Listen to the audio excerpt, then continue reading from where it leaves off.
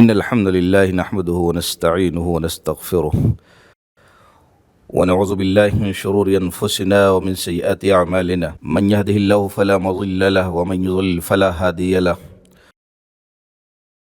وأشهد أن لا إله إلا الله وحده لا شريك له وأشهد أن محمدا عبده ورسوله أما بعد فإن خير الحديث كتاب الله وخير الهدي هدي محمد صلى الله عليه وسلم وشر الأمور محدثاتها وكل محدثة بدعة وكل بدعة ضلالة وكل ضلالة في النار. أعوذ بالله من الشيطان الرجيم. بسم الله الرحمن الرحيم. الحمد لله رب العالمين.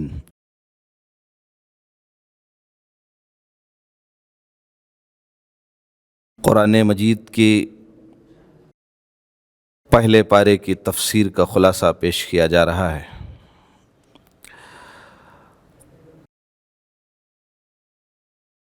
قرآن مجید کا ایک اصول ہے کہ جب بھی بندہ قرآن کی تلاوت کرنا چاہے اسے اعوذ باللہ من الشیطان الرجیم پڑھ لینا چاہیے کہ ہر آیت کے پڑھنے سے پہلے اس آیت کو لازم قرار دے دیا گیا۔ معاملہ یہ تھا کہ جو اعوذ باللہ من الشیطان الرجیم ہے کہ میں شیطان رجیم سے اللہ کی پناہ مانگتا ہوں۔ کوئی بھی بندہ جب قرآن مجید پڑھنا چاہتا ہے تو شیطان اسے بہکاتا ہے، اسے راستے سے ہٹاتا ہے، اس لیے کہ قرآن مجید میں شیطان کا پول کھول دیا گیا ہے، اسے ننگا کر دیا گیا ہے، اس کی ساری کارستانیاں اور بندوں کو کس کس طرح سے وہ بھٹکاتا ہے، ساری کارستانیاں قرآن مجید میں اللہ نے بیان کر دی۔ تو لہذا شیطان یہ نہیں چاہتا ہے کہ میں نے جو کارستانیاں کی ہیں، میں نے سیدھے راستے سے جو بنے نوع انسانیت کو بھٹکانے کی کوشش کی ہے، میں نے جو گمراہ کیا ہے لوگوں کو، قرآن مجید پڑھنے کے ذریعہ لوگوں کو اس بات کی خبر ہو جائے، اس لیے شیطان نہیں پڑھنے دینا چاہتا۔ تو اللہ نے فرمایا شیطان نہیں پڑھنے دینا چاہتا ہے، شیطان کی بچنے کے لیے میری پناہ میں آ جاؤ میرے بندو، میں تمہیں قرآن مجید پڑھنے کی توفیق عطا فرما دوں گا۔ تو اعوذ باللہ من الشیطان الرجیم۔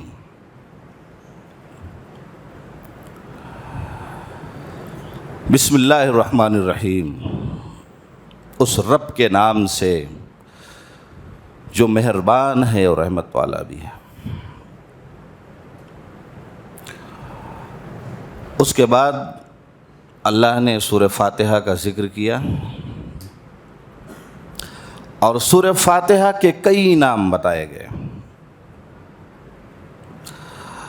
اور سورہ فاتحہ کی فضیلت کے بارے میں یہ جان لیں کہ یہی وہ سورت مبارکہ ہے کہ جسے بندہ نہ پڑھے تو اس کی نماز نہیں ہوگی۔ وہ لوگ جو برسوں سے اس بارے میں لڑ رہے ہیں، اختلاف کر رہے ہیں کہ پڑھنا چاہیے کہ نہیں پڑھنا چاہیے، ان سے گزارش ہے کہ اختلاف کر کے اپنے اسلام کے ایک اہم رکن کا خاتمہ نہ کریں، اس لیے کہ نبی نے فرمایا لا صلاۃ لمن لم یقرأ بفاتحۃ الکتاب، آدمی جب تک پڑھے گا نہیں اللہ اس کی نماز قبول نہیں فرمائے گا۔ ایک مرتبہ صحابہ کرام نماز فجر میں حضور کی اقتداء میں اور سورہ فاتحہ بھی پڑھا اور باقی سورتوں کی بھی تلاوت شروع کر دی۔ نبی علیہ الصلاۃ والسلام کو بوجھ محسوس ہوا۔ نماز کے بعد صحابہ کرام سے پوچھا کہ یہ بتاؤ کہ سورتیں کیوں پڑھتے رہے؟ تو صحابہ کرام نے کہا کہ ہم نے چاہا کہ پڑھیں، کہا نہیں، سورتیں مت پڑھا کیا کرو بلکہ سورہ فاتحہ ہماری اقتداء میں پڑھ لیا کرو۔ تو معلوم یہ ہوا کہ سورہ فاتحہ یہ وہ صورت مبارکہ اور صورت مطہرہ ہے کہ جب تک نمازی بندہ اس کی تلاوت نہیں کر لے گا اس کی نماز مکمل نہیں ہوگی۔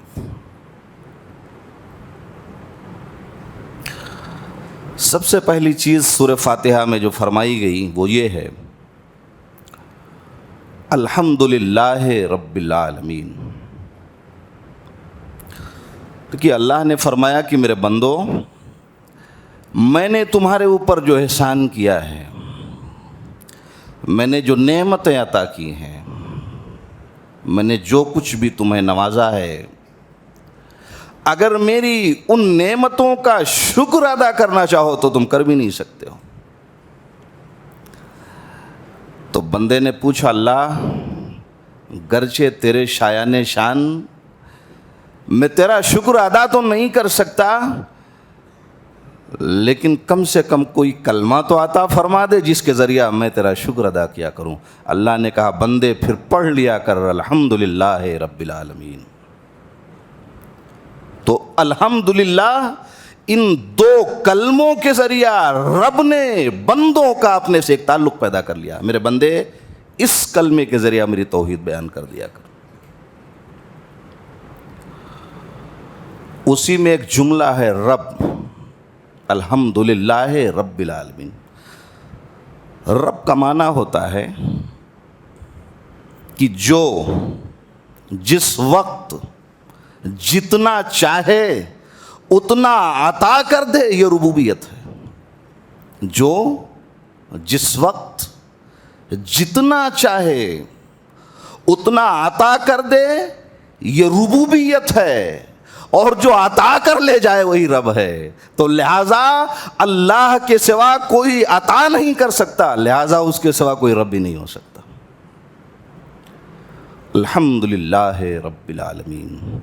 تمام قسم کی تعریف اس پالنہار کے لیے ہے جو ساری دنیا کا مالک اور پالنہار ہے۔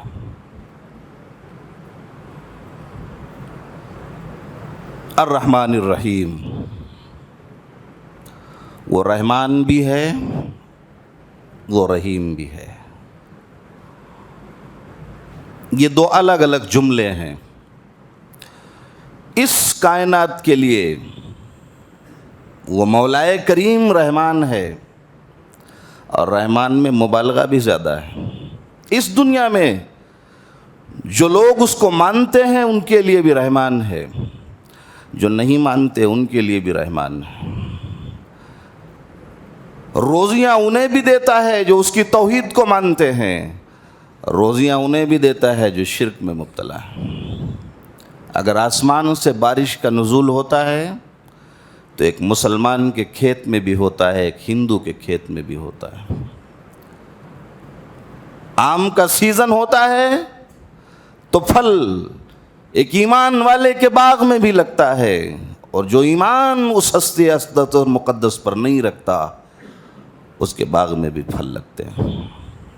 تو مالک کریم اس دنیا میں رحمان ہے، اس کی رحمتیں ہر فرما بردار اور نافرمان ہر شخص کے لیے ہے، لیکن آخرت میں وہ صرف اور صرف رحیم ہوگا۔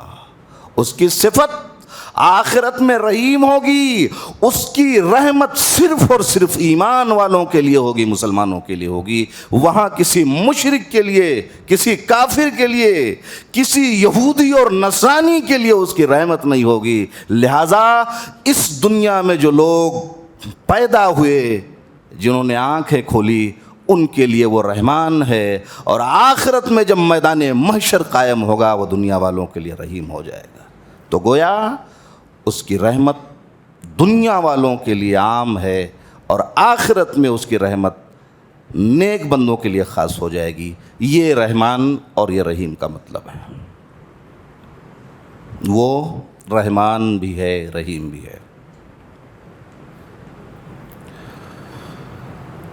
مالک یوم الدین، بدلے کے دن کا مالک ہے، اور صرف اکیلا مالک ہے۔ عارضی طور پہ اس دنیا میں آدمی ملکیت رکھتا ہے، عارضی طور پہ یہ میری دکان ہے، یہ میرا مکان ہے، یہ میری فیکٹری ہے، یہ میرا کاروبار ہے، یہ میری کھیتیاں ہیں. عارضی طور پہ آدمی دنیا میں بہت سی ملکیتیں رکھتا ہے، لیکن آخرت اور میدان محشر وہ جگہ ہوگی جہاں کوئی ایک مکھی کے پر کے برابر بھی مالک نہیں ہوگا. اس دن ایک ہی مالک ہوگا، وہ رب السماوات والارض ہوگا. یوم لا تملک نفس لنفس شیئا، کوئی شخص معمولی چیز کا بھی قیامت کے دن مالک نہیں ہوگا. اور اللہ فرمائے گا کہاں ہیں وہ لوگ جو دنیا میں ہمارے ہمسر ہوا کرتے تھے؟ کہاں ہیں وہ لوگ جو انا ربکم الاعلی کا دعویٰ کیا کرواتے تھے؟ آج میرے سوا کوئی مالک نہیں. تو دنیا میں عارضی طور پہ آدمی مالک تو ہو سکتا ہے، لیکن آخرت میں ایک ہی مالک ہوگا، وہ رب السماوات والارض، مالک یوم الدین، بدلے کے دن کا وہ مالک ہے.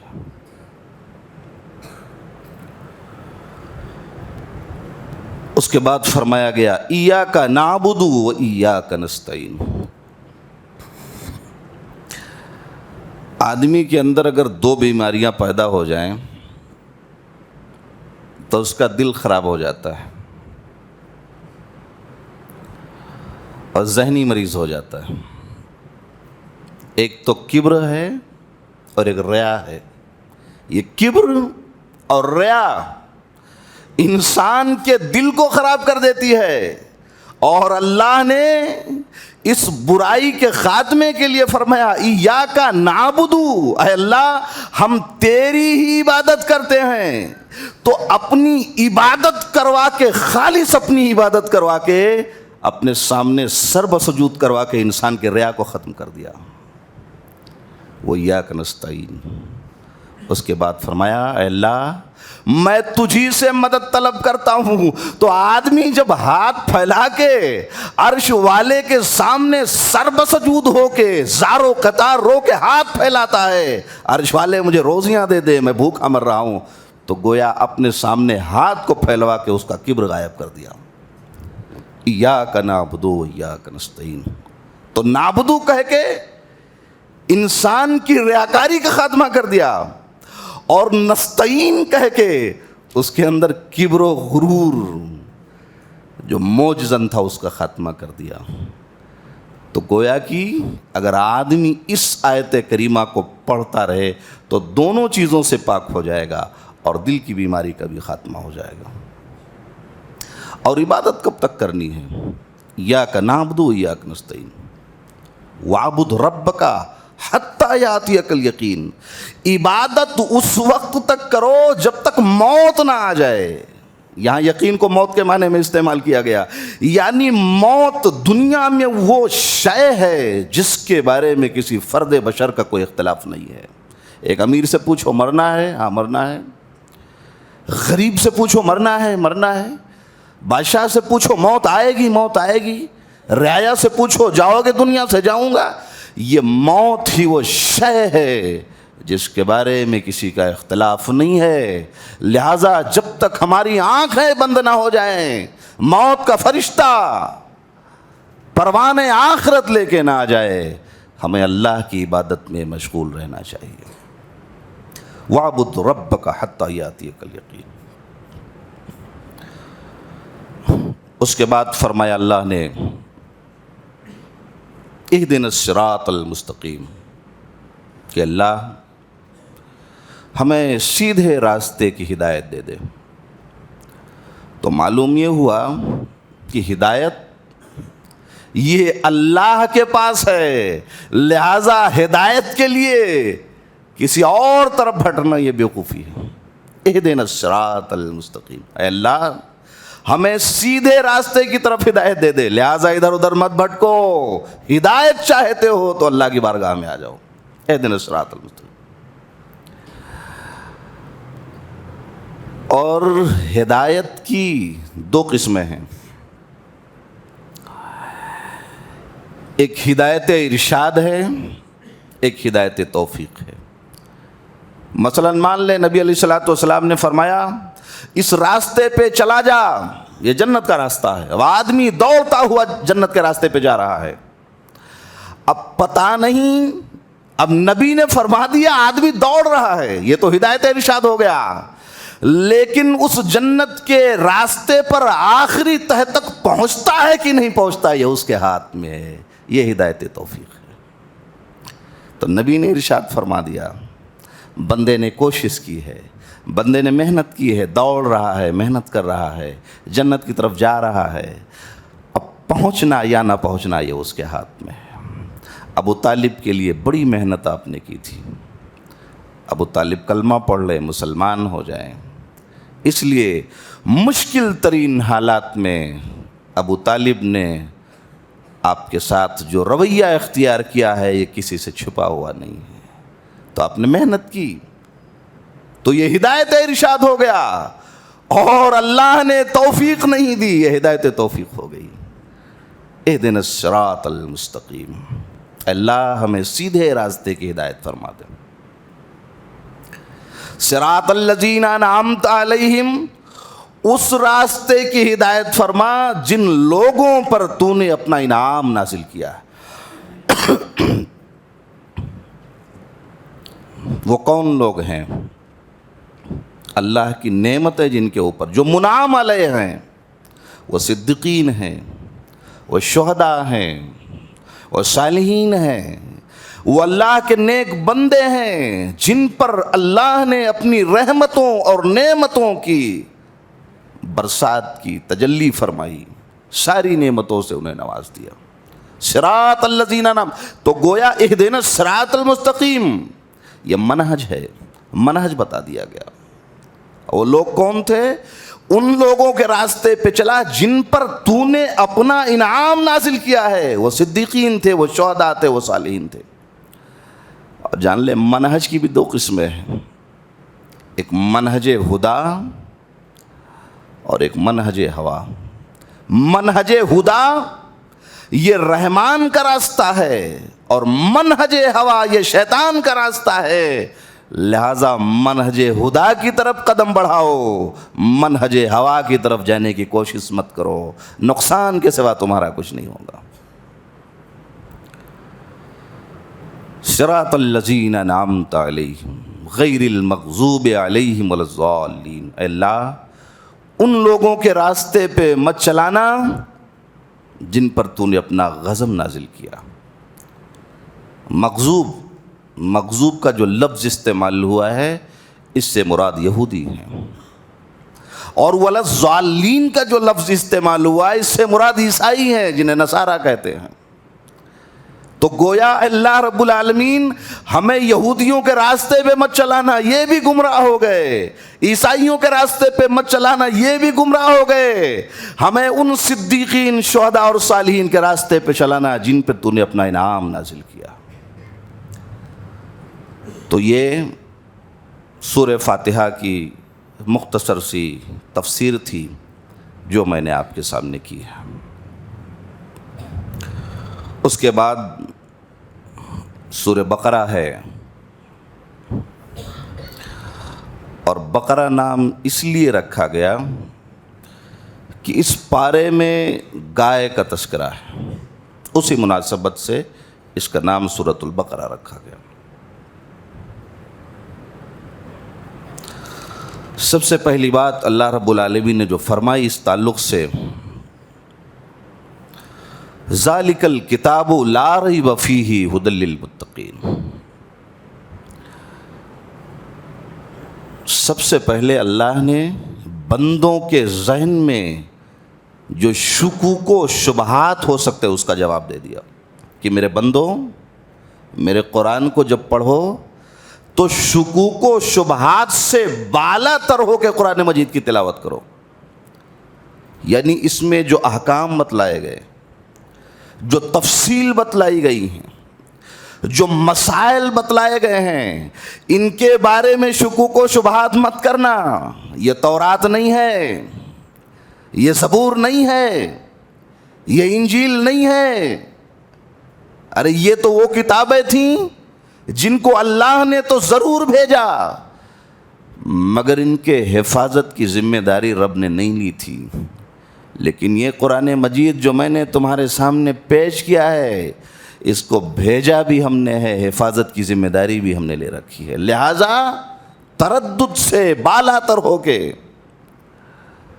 کسی تشویش میں مبتلا ہوئے بغیر میرے اس کتاب کو پڑھو. لا ریب فی, کوئی شک نہیں ہے, بھیجنے والا رب العالمین ہے, لانے والا جبرائیل امین ہے, اور جس کے قلب اطہر پر نازل ہوا وہ رسول امین ہے.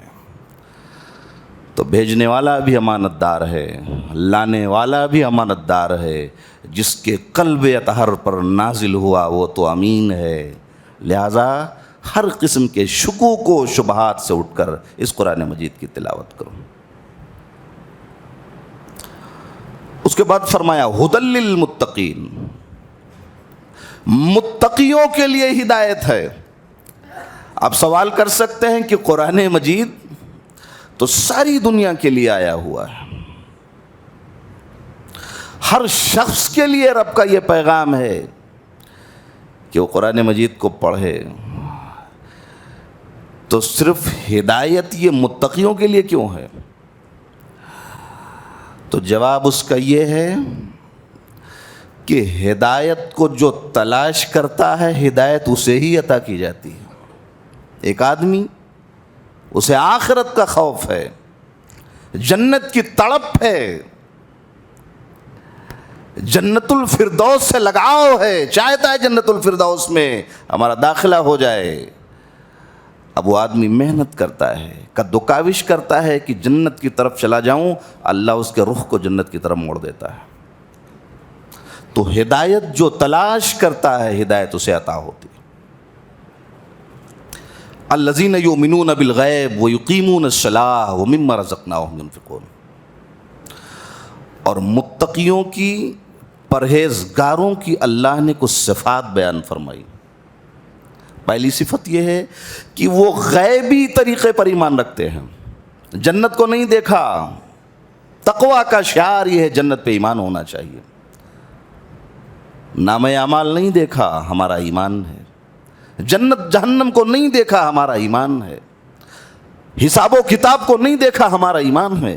تو گویا متقی انسان کی یہ کیفیت ہونی چاہیے کہ نہیں دیکھا ہے پھر بھی اللہ کے ان تمام چیزوں پہ اس کا ایمان ہو جائے. وہ یقیمون الصلاۃ, وہ نماز بھی قائم کرتے ہیں, مال بھی خرچ کرتے ہیں. تو نماز قائم کرنا یہ بدنی عبادت ہے جس کا تعلق ہمارے اعضائے جسمانی سے, اور مال خرچ کرنا یہ مالی عبادت ہے. تو گویا متقی وہ ہے جو بدنی عبادت سے بھی پرہیز نہیں کرتے اور مالی عبادت سے بھی کبھی پرہیز نہیں کرتے. والذین یؤمنون بالغیب ویقیمون الصلاۃ ومما رزقناہم ینفقون. والذین یؤمنون بما انزل الیک وما انزل من قبلک. اور متقی وہ ہیں جو اس کتاب پر بھی ایمان لاتے ہیں جو ان سے پہلے انبیاء پر نازل کی گئی. تورات ہے, زبور ہے, انجیل ہے, اور جو اپنے آخری پیغمبر جناب محمد رسول اللہ صلی اللہ علیہ وسلم پر نازل کی گئی اس پر بھی ان کا ایمان. تو مسئلہ دونوں میں یہ ہے کہ آسمانی کتابوں پر ایمان ضرور لائیں گے مگر اس پر عمل نہیں کریں گے. یہ فرق ہے دونوں کتابوں میں. وہ آسمانی کتابیں جو موسیٰ اور عیسیٰ کو عطا ہوئیں ان پہ ایمان تو ضرور ہوگا مگر ہمارا عمل نہیں ہوگا, اور آخری کتاب جو ہمیں ملی ہے اس پر ہمارا ایمان بھی ہوگا, اس پر ہمارا عمل بھی ہوگا. یہ دونوں کتابوں میں فرق ہوگا. وَبِالْآخِرَةِ هُمْ يُوقِنُونَ, اور آخرت پر یقین رکھتے ہیں. یقین اس چیز کو کہتے ہیں جس میں کوئی شک باقی نہیں ہوتا. ایک آدمی جا رہا ہے ایک آدمی کی تلاش میں, آپ سے پوچھتا ہے آپ نے فلاں کو دیکھا ہے؟ آدمی کہتا ہے کہ ہاں میں نے دیکھا ہے اسے جاتے ہوئے. آپ کا ایمان ہے. فلاں نے گواہی دی کہ ہم نے فلاں کو جاتے ہوئے دیکھا ہے, یہ آپ کا ایمان ہے. لیکن کچھ دیر کے بعد اس آدمی کا چہرہ آپ کو خود نظر آ جائے یہ یقین ہے، تو گویا ایمان یقین کی کیفیت میں شامل ہو گئی. وبالآخرۃ ہم یوقنون، تو گویا شک سے بالا تر ہو کے اسے اپنی آنکھوں سے دیکھ لینا یہ یقین ہے. تو گویا ایک مسلمان کی کیفیت یہ ہونی چاہیے کہ وہ قیامت کو، حشر و نشر کو، جنت کو، جہنم کو، نام اعمال کو اپنی آنکھوں سے دیکھ رہا ہے، جس میں کوئی شک باقی نہ ہو، اسی کا نام یقین ہوتا ہے.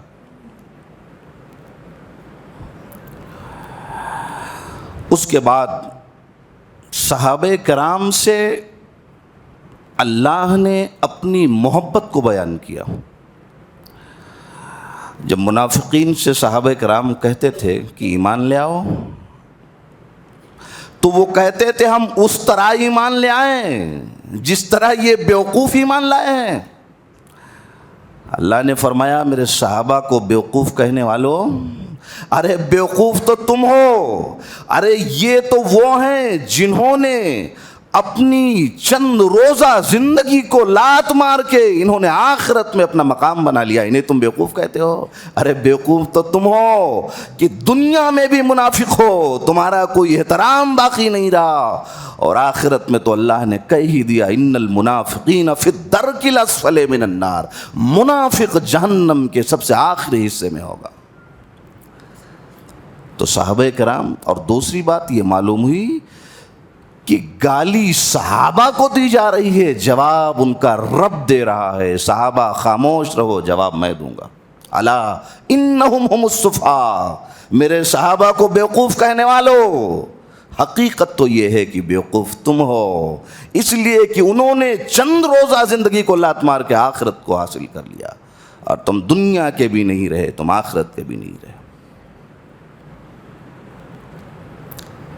کیف تکفرون باللہ وکنتم امواتا فاحیاکم ثم یمیتکم ثم یحییکم ثم الیہ ترجعون. ان لوگوں کے لیے آیت کریمہ ہے جو آخرت میں اٹھائے جانے کے منکر ہیں.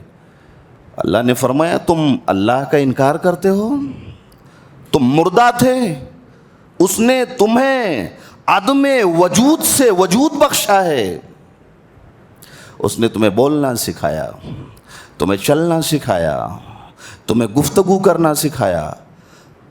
تم مردہ تھے، اس نے تمہیں وجود بخشا ہے، پھر تم زندہ رہو گے، وہ تمہیں مار دے گا، پھر ایک وقت آئے گا پھر تمہیں اٹھائے گا، اور اٹھانے کے بعد تمہارے عملوں کا حساب ہوگا. لہذا آخرت کے منکروں، حساب و کتاب کا انکار کرنے والوں، آخرت کا انکار مت کرو. وہ باری تعالیٰ جو ماں کے پیٹ سے نکال کے زندگی دے سکتا ہے، وہی مرنے کے بعد دوبارہ زندہ کر کے میدان محشر میں کھڑا کر کے تم سے حساب و کتاب بھی کر سکتا ہے. لہذا آخرت سے غافل مت رہو، آخرت کا تمہیں حساب و کتاب دینا پڑے گا. وَإِذْ قَالَ رَبُّكَ لِلْمَلَائِكَةِ إِنِّي جَاعِلٌ فِي الْأَرْضِ خَلِيفَةً. اللہ نے فرشتوں سے کہا کہ زمین میں میں ایک خلیفہ بنانے والا ہوں. معلوم یہ ہوا کہ مسلمانوں کا ایک امیر ہونا چاہیے جس کے جھنڈے کے نیچے تمام لوگ جمع ہو جائیں. یہ بات وہاں سے ملتی ہے. آج ہم کسی کو بڑا ماننے کے لیے تیار نہیں ہیں. پوری قوم کا ایک عجیب معاملہ ہے، کوئی کسی کو بڑا ماننا ہی نہیں چاہتا ہے، کوئی کسی کے پیچھے جانا ہی نہیں چاہتا ہے. ہر آدمی نے اپنے ایک راستے بنا لیے. تو ضرورت ایک بات کی ہے کہ ہمارا ایک امیر ہونا چاہیے، اس کے جھنڈے کے نیچے تمام مسلمان جمع ہوں. وَعَلَّمَ آدَمَ الْأَسْمَاءَ كُلَّهَا ثُمَّ عَرَضَهُمْ عَلَى الْمَلَائِكَةِ فَقَالَ أَنبِئُونِي بِأَسْمَاءِ هَؤُلَاءِ إِن كُنتُمْ صَادِقِينَ. اللہ رب العالمین نے حضرت آدم کو کھانے والی تمام اشیاء کے نام بتلا دیے. یہ ککڑی ہے، یہ پھل ہے، یہ لہسن ہے، یہ پیاز ہے، تو نام بتلا دیے. اس کے بعد فرشتوں کے سامنے پیش کر دیا. کہا بتاؤ کیا ہے؟ سبحانک لا علم لنا الا ما علمتنا. عرش والے ہم تو جانتے ہی نہیں، جتنا بتایا ہے اتنا ہی معلوم ہے. تو اس آیت سے مسئلہ یہ ثابت ہوا کہ جس بارے میں علم نہ ہو اس کے بارے میں یہ کہہ دینا مجھے نہیں معلوم ہے، یہ فرشتوں کی اقتدا ہے. لہذا جس مسئلے کا علم نہ ہو اس کے بارے میں خواہ مخواہ بحث مت کیا کرو، یہ کہہ دیا کرو کہ اس بارے میں کچھ نہیں جانتا ہوں. اس میں کوئی عار نہیں ہے، فرشتوں کی اقتدا ہے. چونکہ ان لوگوں نے کہا تھا کہ اللہ مجھے اس کے بارے میں علم نہیں ہے. وَإِذْ قُلْنَا لِلْمَلَائِكَةِ اسْجُدُوا لِآدَمَ فَسَجَدُوا إِلَّا إِبْلِيسَ. دو باتیں اس آیت کریمہ میں بتلائی گئیں. ایک تو آدم کو سجدہ کروایا، وہ سجدہ تعظیمی تھا، اب تو وہ بھی حرام ہے. تو آدم علیہ السلام کو جو فرشتوں سے سجدہ کروایا وہ ان کے علم کے اور مرتبے کی فضیلت کی بنیاد پہ تھا. لہذا علماء کی عزت کیا کرو، اس لیے کہ اللہ نے انہیں علم سے نوازا ہے. ان کے علم کی عزت کرو. فرشتوں سے جو کہا سجدہ کرو وہ حضرت آدم کے علم کی بنیاد پہ ان سے سجدہ کروایا، اور شیطان نے سجدہ کرنے سے انکار کر دیا. اس سے یہ معلوم ہوتا ہے کہ یہ انا جو ہمارے اندر کا ہے، یہ انا، یہ میں، یہ ہم، اس نے پتہ نہیں کتنے لوگوں کو اس ہستی سے نیست و نابود کر دیا ہے. یہ میں، اس میں نے تلوار نکالی ہے، آج تک وہ تلواریں میان میں نہیں گئی ہیں. اس میں نے خاندان کو خاندان سے دور کیا ہے. اس میں اور ہم نے میاں بیوی کے رشتے کو توڑا ہے. اس میں اور ہم نے کماتے ہوئے بیٹے کو بوڑھے باپ سے رخصت کیا ہے. تو لہٰذا سماج کے لوگوں، یہ میں، یہ ہے، یہ ہم ہیں. اسی میں اور ہم نے شیطان کو جنت سے نکلوایا تھا جو بھٹک رہا ہے. اگر کہیں میں اور ہم میں پڑو گے نقصان تمہارا مقدر بن جائے گا. لہٰذا میں سے بھی توبہ کر لو اور ہم سے بھی توبہ کر لو. اور جب میں کبھی نظر آ جائے تو شیطان کو یاد کیا کرو کہ اس جنت میں تھا جس جنت کا تصور نہیں ہے اور آج کہاں بیٹھا ہوا ہے. اس کے بعد اللہ نے فرمایا وَأَغْرَقْنَا آلَ فِرْعَوْنَ وَأَنْتُمْ تَنْظُرُونَ. ہم نے فرعون کو غرق کر دیا. موسیٰ علیہ السلام نے اپنی لاٹھی کو تو سمندر میں مارا، راستہ دو ٹکڑے ہو گیا. موسیٰ علیہ السلام نکل گئے. اس نے سوچا لاؤ ہم بھی اس کا فائدہ کر لیتے ہیں، اور اللہ نے ڈبو دیا. تو معلوم یہ ہوا کہ حاکم جب سماج اور معاشرے کے لیے ظالم بن جائے، لوگوں کو تباہ و برباد کرنے پہ آ جائے، اپنے اقتدار کا ناجائز فائدہ اٹھائے، اللہ پھر اسے صفحہ ہستی سے نیست و نابود کر دیتا ہے. اور یہ فرعون تو ایک مثال ہے. اور قرآن مجید میں اور اس دنیا میں نہ جانے کتنے لوگ آج تاریخ کی زینت بن کے رہ گئے. کسی ظالم کو کبھی وقت نے بخشا ہو عمر، تم کتابوں سے کوئی ایسا حوالہ دے دو. کسی ظالم کو وقت نے نہیں بخشا ہے، جب ضرورت پڑی ہے. آج ہمارے پاس بھی ایک بادشاہ ہے، اس نے ظلم کی ساری حدیں پار کر دی.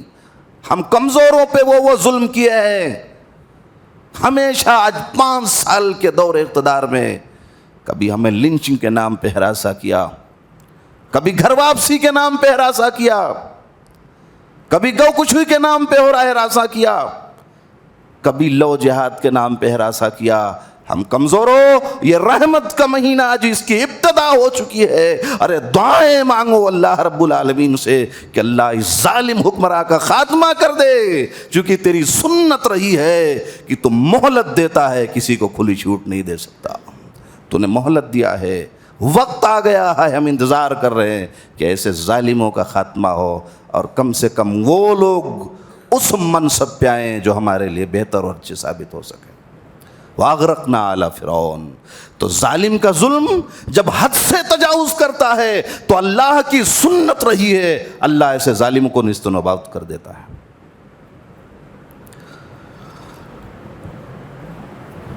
موسیٰ علیہ السلام نے اپنی قوم سے کہا جب کوہ طور پہ گئے تھے تورات لانے کے لیے تو پوری کی پوری قوم یہاں مشرک ہو گئی.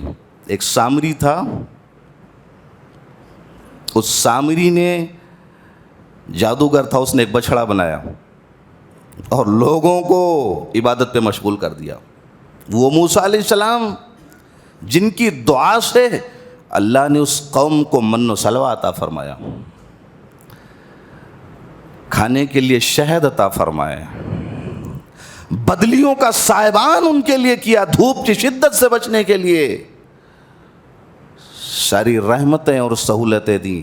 وہ قوم 40 دن بھی برداشت نہ کر سکی, مشرک ہو گئی.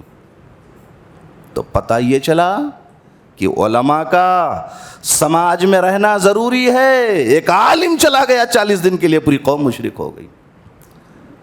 لہذا علماء کو ان کی جگہ دو, ان کا منصب دو, ان کا احترام دو, سماج میں ان کے عزت و آبرو کا, ان کے اخراجات کا خیال رکھو.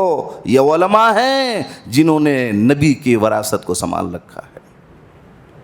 چلے گئے تھے موسیٰ علیہ السلام, پوری قوم مشرک ہو گئی.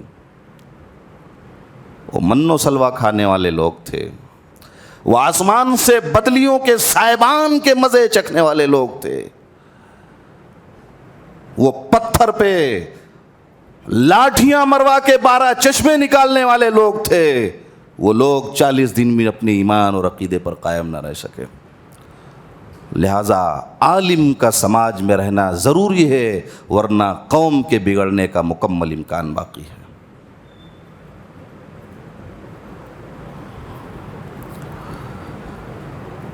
اس کے بعد اللہ نے ایک مقام پہ فرمایا, یا ایھا الذین آمنوا لا تقولوا راعنا وقولوا انظرنا واسمعوا. دیکھیے صحابہ کرام جب نبی علیہ الصلوۃ والسلام کو کبھی کبھی مجلس میں کہا کرتے تھے کہ اے اللہ کے رسول ہماری رعایت کیجیے, تو ہماری رعایت رائنا کہا, اللہ کے رسول ہماری رعایت کیجئے. اب یہودیوں نے اس جملے کو بڑھا دیا, رائنا بنا دیا. وہ رعایت کروا رہے تھے, انہوں نے نعوذ باللہ حضور کو اپنا چرواہا بنا دیا. تو اللہ نے کہا کہ اے صحابہ کرام, رائنا کو رائنا بنا دیا, آپ نے کہا ہمارا خیال کیجئے, انہوں نے چرواہا بنا دیا. لہٰذا اب ضرورت پڑے تو میرے پیغمبر کو انظرنا کہہ دیا کرو, اللہ کے رسول ہمارا خیال کیجئے. تو معلوم یہ ہوا کہ کسی بھی صحیح چیز سے اگر سماج کے لوگ اس کا غلط مطلب اور تعبیر نکال دے تو اس صحیح چیز کو بھی چھوڑ دینا چاہیے. رائنا جملہ صحیح تھا, بات صحیح تھی, سب صحیح تھا, لیکن اس کا مطلب غلط لوگوں نے نکال لیا. جیسے السلام علیکم السلام علیکم بنا دیا تھا, بےنی وہی معاملہ یہاں پر تھا.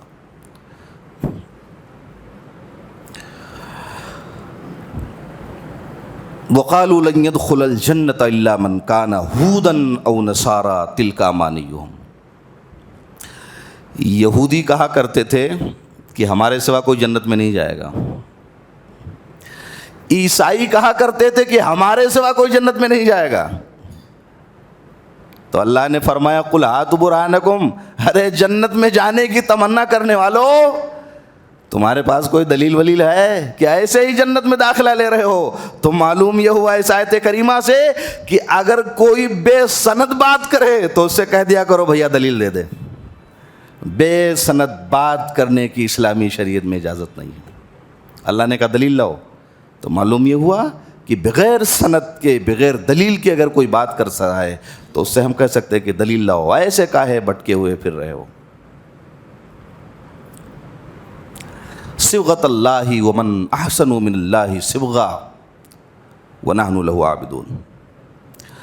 عیسائیوں کے ہاں ایک تصور تھا کہ کوئی بچہ جب وجود میں آتا تھا تو اس کو زرد رنگ کا ایک پانی پلاتے تھے, اور کسی جوان آدمی کو جب عیسائی بنانا ہوتا تھا تو بھی اسی زرد رنگ کا پانی پلاتے تھے. تو بچے کو بھی پانی پلاتے تھے زرد رنگ کا, اور کسی کو عیسائی بنانا ہو تو اسے بھی زرد رنگ کا پانی پلاتے تھے. اور جب تک وہ پانی نہ پی لے حقیقی معنوں میں اسے عیسائی تصور نہیں کر سکتے تھے.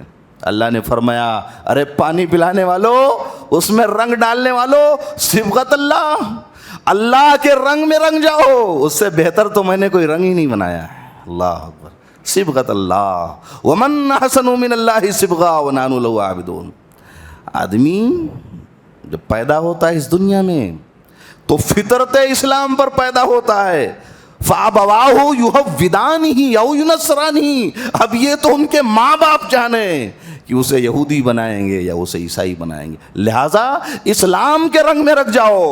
جب چلو تو تمہارے چلنے میں اسلام نظر آئے، جب بیٹھو تمہارے بیٹھنے میں اسلام نظر آئے، کاروبار کرو تمہارے کاروبار میں اسلام نظر آئے، معاشرتی زندگی میں داخل ہو جاؤ اس میں بھی اسلام نظر آئے۔ تو اس طرح مسلمانوں اسلام کے سانچے میں جھلڈاؤ کہ تمہاری ہر زندگی کی ہر ادا سے ایمان نظر آنا چاہیے، زندگی کی ہر ادا سے اسلام نظر آنا چاہیے۔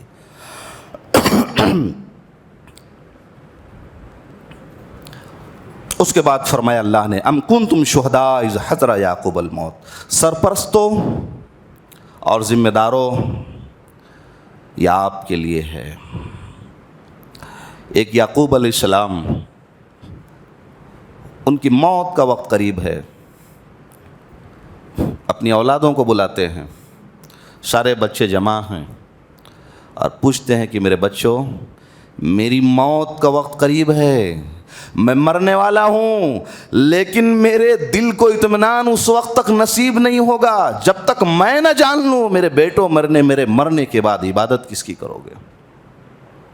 ایک باپ ہے، مرنے کے قریب ہے، تو گویا یہ آیت کریمہ اس بات کا درس دے رہی ہے کہ والدین کو کبھی بھی اپنے اولادوں سے دور نہیں ہونا چاہیے، ہمیشہ ان کی زندگی میں، ان کے عقیدے کے بارے میں، ان کی توحید کے بارے میں، ان کے سماجک زندگی کے بارے میں، ان کے دین کے بارے میں ایک باپ اگر حقیقت میں ہمیشہ ایمان والا ہے تو اسے فکر مند ہونا چاہیے۔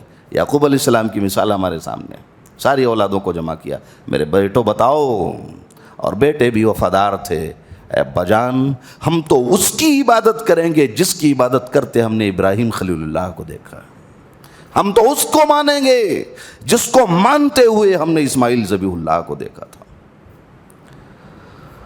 تو گویا والدین کی یہ ذمہ داری ہے کہ اپنی اولادوں سے کبھی انہیں دور نہیں ہونا چاہیے۔ ایک مرتبہ نبی علیہ الصلوۃ والسلام کے پاس کچھ یہودی آئے سوال کرنے کے لیے، کہا کہ اگر آپ جو ہے ان سوالوں کا جواب دے دو تو میں آپ کو نبی مان لوں گا۔ انہوں نے سوال کیا اور نبی علیہ الصلوۃ والسلام نے ان کے تینوں سوالوں کا جواب دے دیا۔ اس کے بعد یہودیوں نے پوچھا کہ اچھا یہ بتاؤ کہ تمہارے پاس وحی لے کے کون آتا ہے؟ تو کہا جبریل آتے ہیں۔ کہا جبریل وہی لے کے آتا؟ وہ تو ہمارا دشمن ہے، ہمارے اوپر عذاب لے کے آتا ہے، قہر و عذاب اور زلزلے کی بارش کروا دیتا ہے، لہٰذا ہم آپ کو نبی نہیں مانیں گے۔ نبی ہونے سے ٹھکرا دیا۔ جب چلے گئے اللہ نے آیت کریمہ بھیجی، من کان عدوا للہ وملائکتہ۔ ارے میکائیل کو دوست کہنے والو، تم کہتے ہو میکائیل دوست ہے، بارش کا نزول کرتا ہے، جبریل کو نہ مانیں گے وہ عذاب لے کے آتا ہے۔ ارے جو جبرائیل کا دشمن ہے وہ اس کے رب کا دشمن ہے۔ یہ اللہ کی محبت تھی اپنے ان بندوں کے ساتھ، اور وہ حدیث مقدسہ ثابت ہے کہ جو شخص میرے کسی ولی سے دشمنی کرتا ہے وہ مجھ سے اعلان جنگ کرتا ہے۔ تو اس بات کو اللہ نے ثابت کیا۔ آخری بات، تلک امۃ قد خلت لہا ما کسبت وَلَكُمْ مَا كَسَبْتُمْ وَلَا تُسْأَلُونَ عَمَّا كَانُوا يَعْمَلُونَ۔